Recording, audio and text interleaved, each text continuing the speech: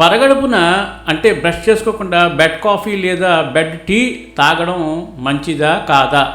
చాలామందికి అలవాటు ఉంటుంది. దీని గురించి మనం తెలుసుకుందాం. పరగడుపున బెడ్ కాఫీ లేదా టీ తాగడం మంచిది కాదు.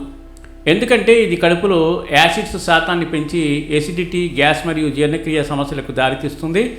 ఉదయాన్నే మొదట ఒక గ్లాసు గోరువెచ్చని నీరు తాగిన తర్వాతే కాఫీ లేదా టీ తీసుకోవడం ఆరోగ్యానికి మంచిది. మీరు ఏమి తినాలనుకుంటున్నారనే దానిపై ఇది ఆధారపడి ఉంటుంది. పరగడుపున తినగలిగేవి నానబెట్టిన బాదము, వాల్నట్స్, గోరువెచ్చని నీరు, తేనె, పండ్లు అంటే పప్పాయి కానీ కర్బూజా. పప్పాయి, కర్బూజా. పరగడుపున తినకూడనివి సిట్రస్ పండ్లు అంటే నిమ్మ, బత్తాయి. కాఫీ, పాలు లేని టీ, మసాలా వస్తువులు, శీతల పానీయాలు ఇవి పరగడుపున మనం తీసుకోకూడదు.